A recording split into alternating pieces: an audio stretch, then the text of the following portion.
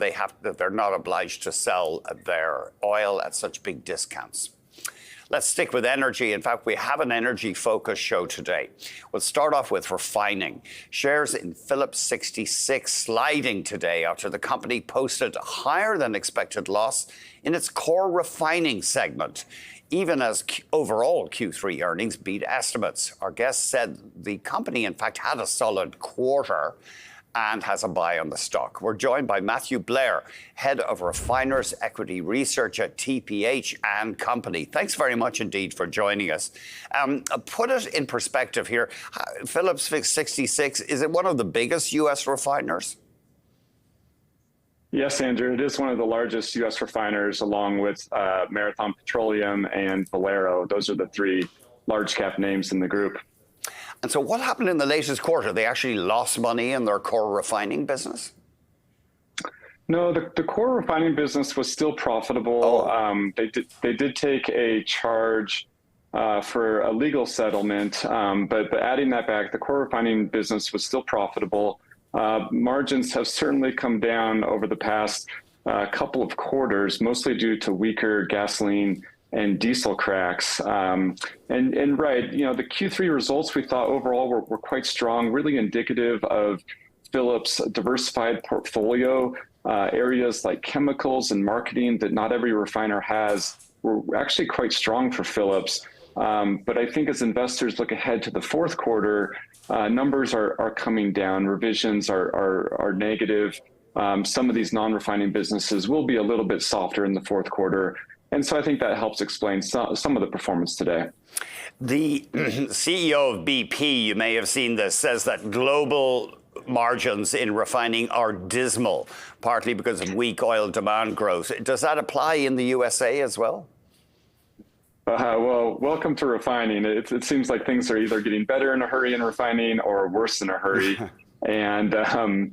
And right, margins are certainly have come down after 3 excellent years of profitability. We're now back to approximately mid-cycle levels, maybe a little bit lower than mid-cycle. U.S. refiners still have key advantages on energy costs due to low natural gas prices, as well as on the crude slate. You know, we still see discounts on inland sweets as well as Canadian heavies, maybe not as good as they once were, but they're still there. But right, this downturn has affected everyone in refining. Is Phillips a buy right now? We like Phillips as a buy. You know, Phillips has less exposure to refining than pretty much all of their peers. So their negative revisions won't be quite as significant as some of their peers. And then the non-refining businesses do provide some pretty key insulation. Phillips is also embarking on quite a bit of self-help. They've cut $1 per barrel out of their refining operating costs, which is fairly significant. And they have sold almost $3 billion worth of non-core assets. They can use that to keep the share repurchase program going as well. Why do people buy refining stocks in general? Is it the dividend yield? It can be the dividend yield. I think that's part of it, Andrew. I would say that refiners are a total capital return story. The amount of growth capital is extremely limited for this group. When they make cash, they generally return it to investors. And so some of our names have been able to buy back, you know, 1/10, 1/4 of their shares over the past couple of years. Wow. And it's really, really significant. So that's really what refiners are known for, total capital return story. That's interesting. So Phillips 66, a yield of just under 4% apparently now. But did you say some refiners have bought back about half of their stock? Right.